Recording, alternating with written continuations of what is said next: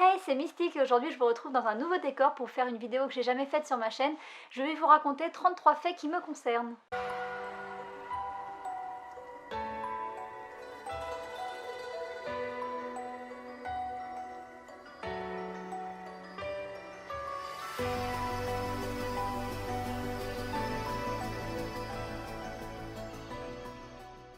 Il y a 3 mois, la chaîne fêtait ses 3 ans et aujourd'hui on a passé la barre des 3333 abonnés et il faut savoir que le chiffre 3 c'est mon chiffre porte-bonheur et du coup pour l'occasion j'aimerais faire une vidéo un petit peu spéciale.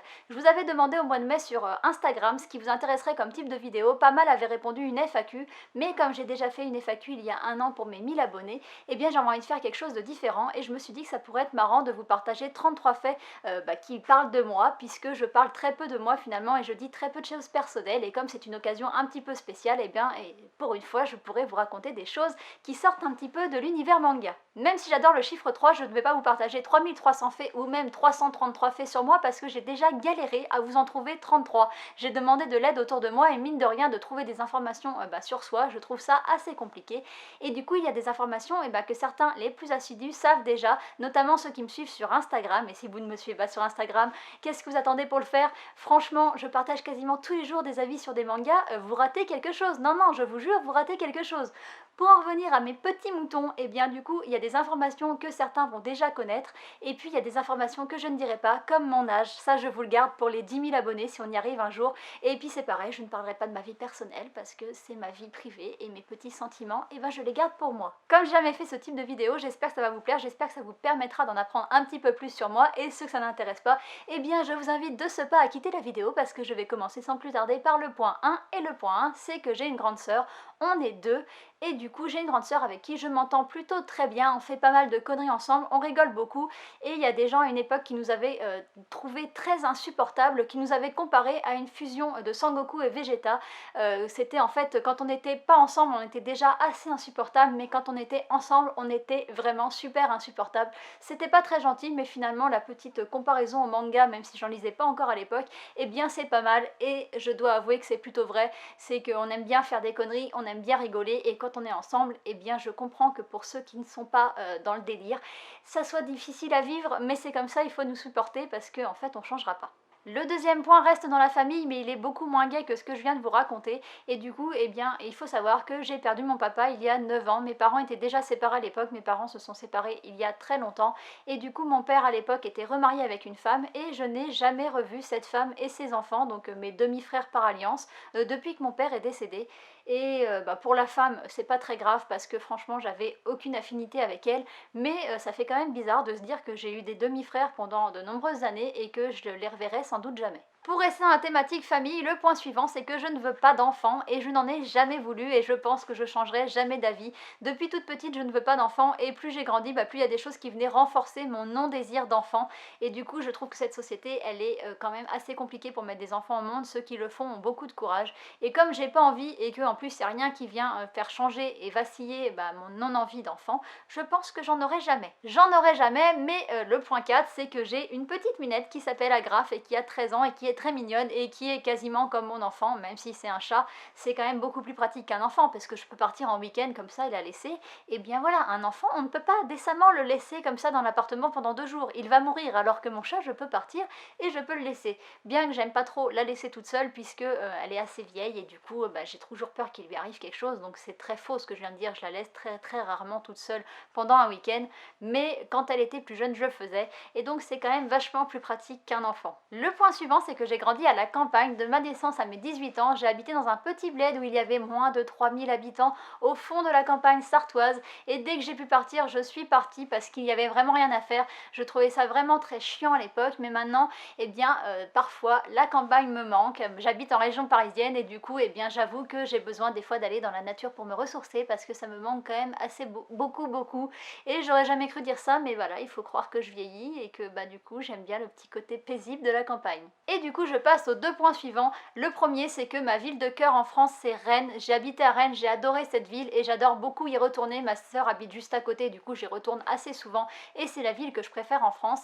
Et le point suivant c'est que j'ai beaucoup déménagé depuis mes 18 ans. Alors vous savez pas combien ça fait d'années, mais c'est pas grave, depuis mes 18 ans, j'ai déménagé plus de 10 fois, j'ai habité au Mans, à Rennes, je suis partie à Montpellier, après j'ai été à Lyon, après j'ai habité en Ardèche, après je suis revenue à Rennes, après je suis repartie au Mans, après je suis repartie à Rennes, après je suis retournée à Lyon, après maintenant je suis à côté de Versailles, et du coup voilà, ben, je vous ai pas tout dit là, mais j'ai quand même déménagé plus de 10 fois, j'ai calculé, donc ça fait beaucoup, et maintenant ça fait 3 ans que j'habite là où je suis, et j'ai qu'une envie, c'est de déménager d'appartement, mais du coup je ne peux pas forcément le faire, et puis en région parisienne, quand on a trouvé un bon appartement, eh bien on le garde parce que c'est quand même assez la galère pour se loger.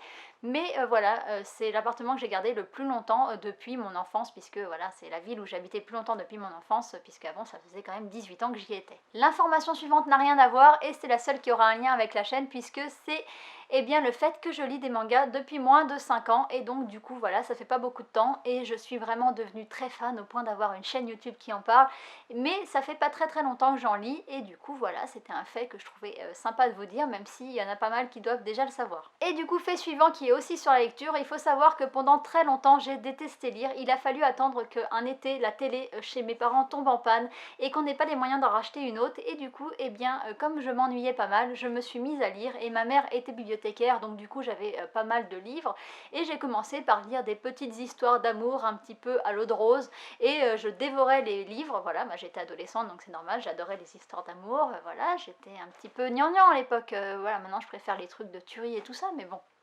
chacun ses goûts. Et puis il n'y a pas de mauvaise entrée dans la lecture, puisque finalement j'ai commencé par des trucs vraiment très à l'eau de rose, et puis après j'ai lu des romans beaucoup plus compliqués, et puis finalement maintenant je lis des mangas, donc il n'y a pas de mauvaise entrée dans la lecture, du moment que les gens en fait prennent goût à la lecture, c'est vraiment très cool, peu importe le biais, même s'il y a beaucoup de gens qui pensent que lire des BD ou lire des mangas ou lire des comics, eh bien c'est pas vraiment lire des choses, et bien selon moi ils se trompent beaucoup. Mes parents ont fini par racheter une télévision, mais moi j'ai jamais arrêté de lire, mais par contre j'ai arrêté la télé depuis 3 ans, ça fait 3 ans que j'ai pas regardé la télé traditionnelle, je regarde Netflix, des films, mais je regarde plus les émissions de télé, TF1, etc. Je regarde plus du tout, j'allume plus du tout ma télé, parce que je trouvais que c'était une perte de temps, et du coup j'étais pas très fière de moi de regarder des émissions un peu débiles, et du coup un jour je me suis dit allez j'arrête totalement de regarder la télé, comme ça me fera gagner un temps fou, et du coup je suis plutôt contente de moi, j'ai pas du tout de regrets, ça m'arrive jamais que ça me manque. Et même quand maintenant je vais chez des gens avec la télé allumée, et je trouve que c'est un petit peu chiant, je trouve que ça coupe un petit peu la communication, et donc du coup moi je pense que je reprendrai jamais la télé, enfin voilà, il faut jamais dire jamais, mais pour l'instant j'ai pas du tout envie de reprendre. Le fait suivant remonte à mon enfance, et il faut savoir que quand j'étais toute petite, j'avais pas vraiment conscience de ce que c'était d'avoir un métier, et je croyais qu'on pouvait cumuler les fonctions, donc moi j'avais décidé que je ferais 4 métiers. Je voulais être danseuse parce que j'adorais danser. Je voulais être pharmacienne parce que je trouvais ça génial, tous les tiroirs qu'ils ont dans les pharmacies. Enfin à l'époque, moi ma pharmacie, elle avait tout un grand mur avec plein de tiroirs et plein de boîtes à l'intérieur, et je trouvais ça génial. Je voulais être boulangère parce que j'adorais déjà la bouffe, les bonbons et les pâtisseries, et je voulais être banquière parce que je pensais en fait que le mec de la banque, c'était lui qui avait tout cet argent, et quand on y allait, ma mère avait toujours des billets puisqu'elle allait à la banque et elle revenait avec des billets, et je me disais mais le mec est blindé d'oseille, moi je veux être banquier, je veux tout cet argent. Et donc du coup voilà, moi je pensais qu'on pouvait faire les 4 fonctions en même temps, que le lundi je pouvais être boulangère, le mardi danseuse, le mercredi pharmacienne, et le reste de la semaine banquière, et dépenser tout mon oseille. Mais voilà, c'est pas comme ça, et en plus j'ai fait aucune de ces formations, puisque fait suivant, j'ai un master 2 de promotion et d'éducation à la santé, et peut-être que vous vous demandez ce que c'est, et c'est bien normal parce que c'est très peu connu. En fait c'est un master qui vous donne une formation pour intégrer soit les municipalités soit des associations, pour faire des campagnes qui disent il faut manger 5 fruits et légumes par jour, ne mangez pas trop gras, pas trop salé, pas trop sucré, il ne faut pas boire et il ne faut pas fumer, etc. Enfin là je résume et je schématise vachement, mais en gros c'est ça. Et il faut savoir que j'ai eu ce master 2 et que je n'ai jamais travaillé. Ça m'a servi à rien en fait, concrètement, professionnellement parlant, ce master, puisque en fait pendant mon stage de fin d'année en master 2, je me suis rendu compte que j'aimais pas du tout en fait faire ça, et qu'il y avait très peu d'impact sur la vie des gens, puisque si tout le monde sait que c'est pas bien de fumer et qu'on peut en mourir, les gens n'arrêtent pas pour autant de fumer, et qu'il y a plein de facteurs personnels qui rentrent en jeu, et que du coup c'est très dur de faire changer les gens, et je me suis sentie très inutile en fait pendant mon stage, et voilà, et donc du coup j'ai pas eu envie de continuer, du coup voilà, j'ai eu un master 2, histoire de dire que j'avais un bac plus 5, mais finalement ça m'a pas trop servi quoi. D'ailleurs, pour rester sur la thématique des cours, le point suivant, c'est que j'ai longtemps pensé que j'étais bête et j'ai un peu galéré à l'école. Bon, j'aimais pas trop bosser, j'ai jamais vraiment bossé et du coup j'ai redoublé ma seconde et puis au début du supérieur, j'ai galéré pour avoir mon DUG. J'ai mis longtemps à l'avoir, beaucoup plus longtemps que 2 ans. Pour avoir un bac plus 2, j'ai mis 4 ans. Et du coup, voilà, j'ai pensé que j'étais peut-être bête. Et en fait, le jour où j'ai compris que quand on nous demandait dans une dissertation, selon vous, quel est gna gna gna gna gna, peu importe le sujet derrière, en fait, on ne nous demandait pas notre avis à nous. On nous demandait de démontrer, selon les théories de machin ou de machin, une vérité, et qu'on ne nous demandait pas notre avis. En fait, moi, je donnais toujours mon avis, mais ça n'intéresse personne, mon avis, sur des sujets économiques, etc.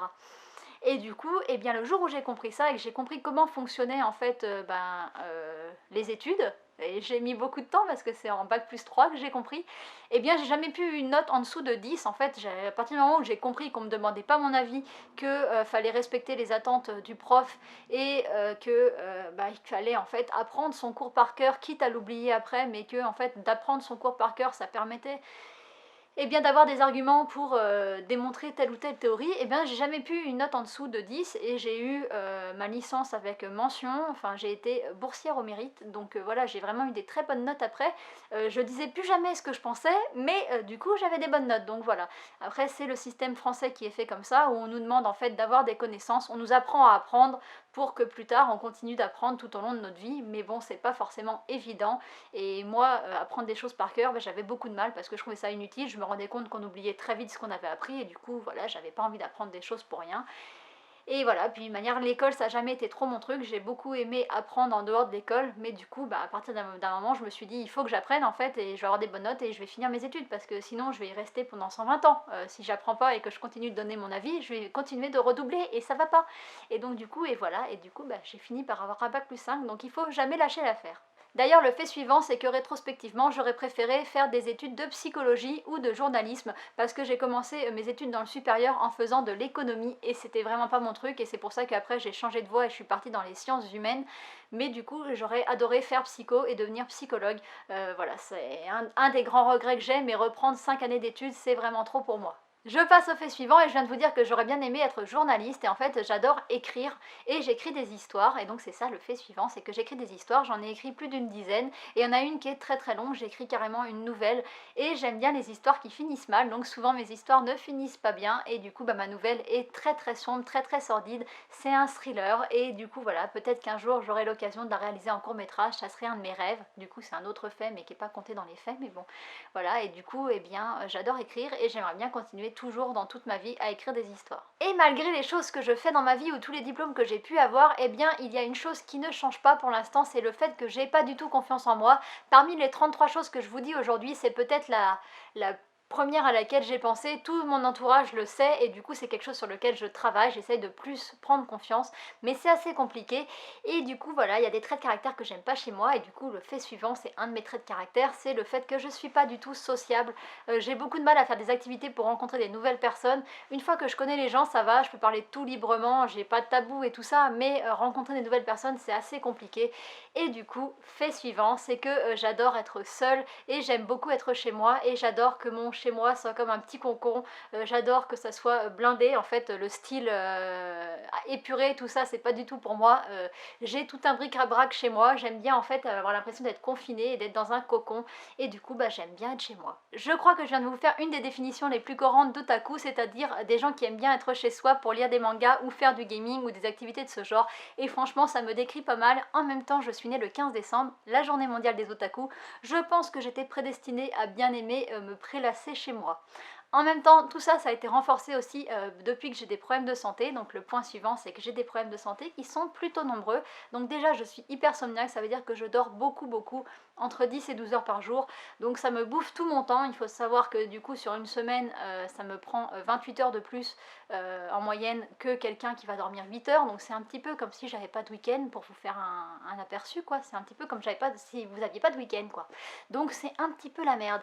En plus de ça, j'ai des douleurs chroniques diffuses, donc dans tout le corps, notamment dans le dos et les membres. Donc par exemple, ça m'empêche de faire certaines activités. Parfois, je peux pas écrire parce que ça me fait trop mal dans le bras. Donc voilà, donc c'est un petit peu compliqué. Et en plus de ça, j'ai des problèmes gastriques. Et voilà, donc du coup, eh bien, je suis quasiment tout le temps malade quand je ne mange pas chez moi. Et du coup, c'est très pratique en voyage. D'ailleurs, les toilettes de Séoul s'en rappellent encore. Je suis très glamour dans cette vidéo. Vous venez de comprendre pourquoi je ne parle jamais de ma vie privée, en fait. C'est parce que du coup, je ne suis pas du tout l'image de la petite fille parfaite. Non, je suis pas du tout comme ça. Maintenant que j'ai perdu une partie de mon auditoire avec mes problèmes gastriques, je reviens sur les problèmes de santé et du coup, au quotidien en fait c'est pas forcément facile à gérer, mais j'essaye de relativiser et d'apprendre à vivre avec. De toute manière, j'ai pas le choix. Et puis il y a des maladies beaucoup plus graves que ce que j'ai. Il y a des gens qui ont des maladies, ils savent qu'ils vont en mourir et donc du coup il faut apprendre à relativiser, même si des fois, je vais pas vous mentir, j'ai des coups de blues et c'est assez chiant. Et du coup, quand j'ai des coups de blues, point suivant, je me réfugie dans ce que je préfère au monde, c'est-à-dire la nourriture. Et il faut savoir que du coup, avec mes problèmes de santé, je mange que 2 fois par jour, puisque je me lève super tard, puisque je dors beaucoup. Et du coup, si je me lève à midi par exemple, et que je mangeais un petit déjeuner à midi, après il faudrait que je remange un repas à 16h, et après que je remange à 20h, enfin je serais tout le temps en train de bouffer, ce qui serait pas pour me déplaire, mais du coup je pense que bien au bout d'un moment je grossirais. Et donc du coup, comme je suis réveillée beaucoup moins d'heures que les gens entre guillemets on va dire normaux ou qui n'ont pas de problème de santé, et bien du coup je mange que 2 fois par jour. Et du coup c'est assez compliqué quand la bouffe c'est ce que vous préférez au monde. Je passe au fait suivant et c'est le 21 et je vais vous parler d'alcool. Et il faut savoir que j'aime aucun goût d'alcool, mais une fois par an, je m'autorise à boire et à être ivre. Et bien sûr, l'abus d'alcool est dangereux pour la santé, je ne vous recommande pas de faire comme moi, il ne faut jamais boire. Et oui, là vous reconnaissez bien la fille qui a un Master 2 de promotion à la santé. Mais une fois par an, moi je bois, parce que j'aime bien les effets de l'alcool, j'aime bien le petit côté un peu désinhibé et foufou qu'on peut avoir. Mais mon entourage aime beaucoup moins que je sois carrément faux-folle, parce que je suis déjà un petit peu faux-folle d'origine, donc là il me trouve un petit peu carrément trop faux-folle. Du coup c'est pour ça que c'est qu'une fois par an. Et puis aussi parce que je vieillis et que j'ai du mal à récupérer quand même maintenant. Avant je buvais plus quand j'étais jeune et j'avais aucun mal, le lendemain ça allait très bien. Ce n'est pas une légende, moi aussi quand j'étais jeune je me disais mais non, c'est une question de gens qui tiennent l'alcool ou pas. Mais en fait non, c'est plus tu vieillis, moins tu tiens l'alcool, c'est comme ça. Le lendemain t'as mal à la tête et le surlendemain t'as mal à la tête et 3 jours après t'as encore mal à la tête. Donc du coup une fois par an c'est suffisant, parce que comme ça mon entourage ne morfle pas trop et mon corps non plus ne morfle pas trop. Et à terme, eh bien j'aimerais bien ne plus boire du tout, parce que franchement le goût n'est pas bon. Et voilà, après j'ai pas besoin de ça pour m'amuser, mais j'aime bien un peu quand même ce côté de devenir vraiment un peu foufou. Mais je le répète, ne buvez pas d'alcool, c'est pas bien pour vous. Je passe au fait suivant et je reviens sur les traits de caractère avec lesquels j'ai un peu du mal chez moi. Et du coup il faut savoir que je suis pas du tout organisée. Par exemple, quand je pars en voyage, je prévois le transport, l'hébergement, et après je ne prévois rien d'autre. C'est-à-dire que je ne sais pas ce que je vais faire tel jour, qu'est-ce que je vais visiter. Des fois je me renseigne même pas sur ce qu'il y a à faire. Et du coup voilà, c'est comme ça, je pars, je suis à l'arrache. Et c'est pareil chez moi, c'est pas organisé, c'est pas rangé, c'est le bazar. Et j'admire ces gens qui sont organisés, qui ont des petites listes de ce qu'ils vont faire, ce qu'ils vont pas faire.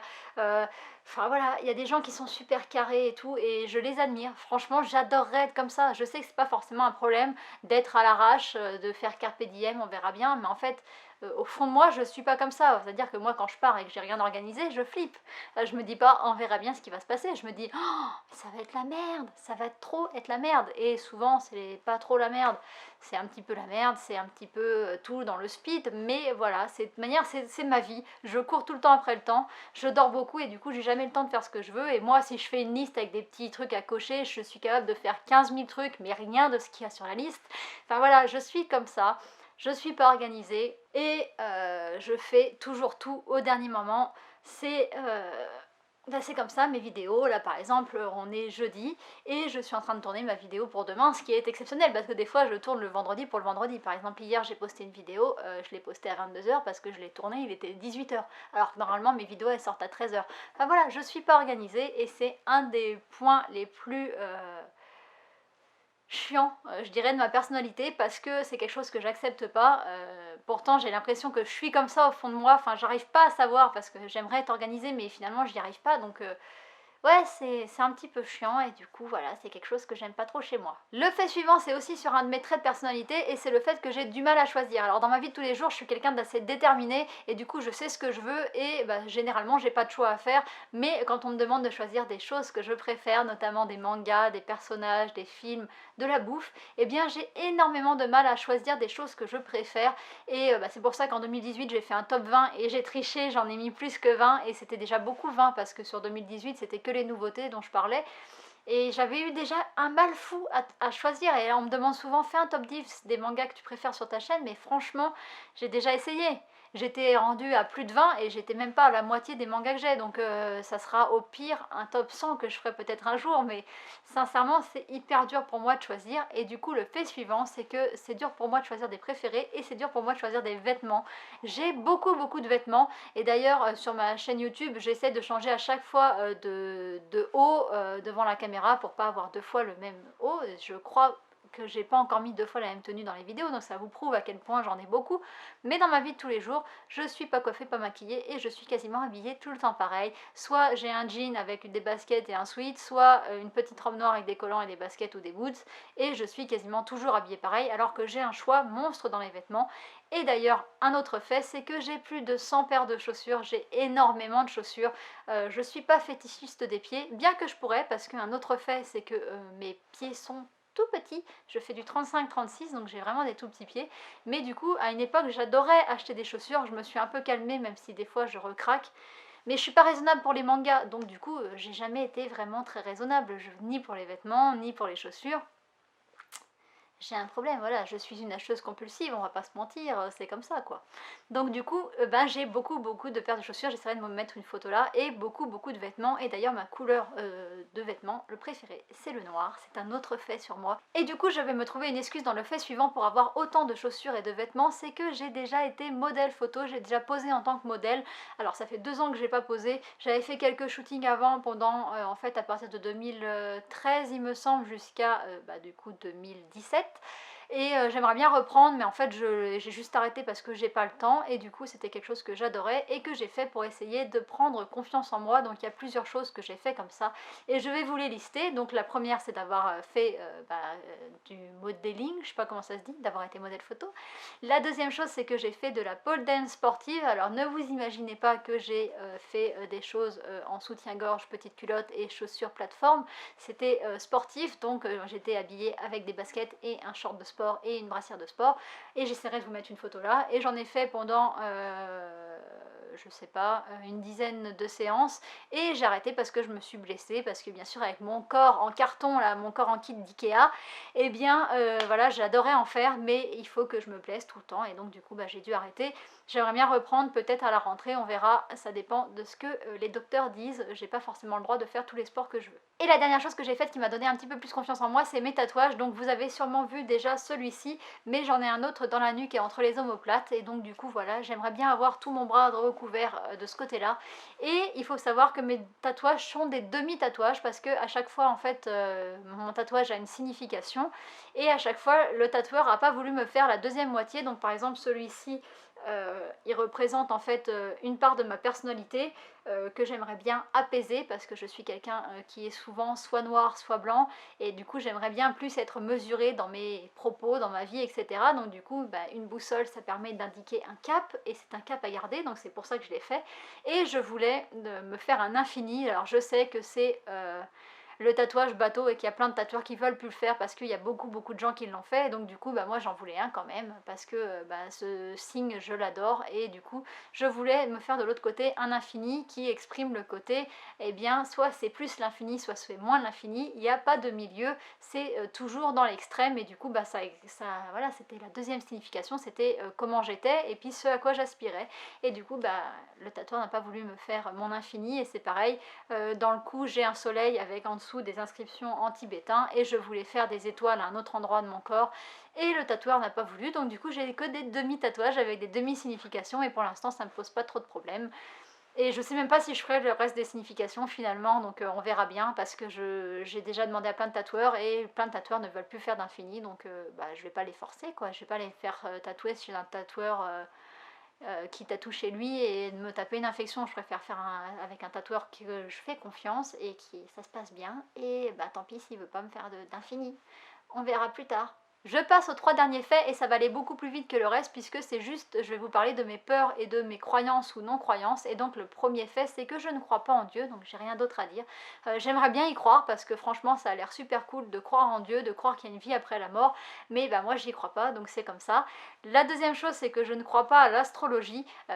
J'y croyais un petit peu avant, mais depuis qu'en fait une nouvelle carte du ciel a été établie, en fait ils se sont rendus compte que à l'époque où les signes astrologiques ont été établis, les gens n'avaient pas une connaissance assez précise du ciel et donc eh bien, certains signes astrologiques ne correspondent pas exactement à ce qu'il y avait dans le ciel au moment où vous êtes né, je ne sais pas si vous le savez, mais... et du coup il y a un signe qui a été rajouté qui s'appelle Serpentaire et pas de chance pour moi, je tombe pile poil dans ce signe là, ça veut dire que du coup normalement je devrais être Sagittaire et que je devrais être née du coup parce que le signe astrologique c'est les astres, ce qu'il y a dans le ciel au moment où vous naissez, donc j'aurais dû naître, si j'avais cru à l'astrologie, sous le signe du Sagittaire et en fait il s'avère que je suis née sous la constellation du Serpentaire, donc du coup ça veut dire que c'est complètement fumé selon moi. Après je comprends qu'il y en ait certains qui ont envie d'y croire, mais du coup n'hésitez pas à me dire en commentaire comment vous faites pour continuer à y croire alors qu'on a établi une nouvelle carte du ciel, que ça a changé les dates de certains signes et que ça a rajouté un signe. Comment vous pouvez continuer à croire que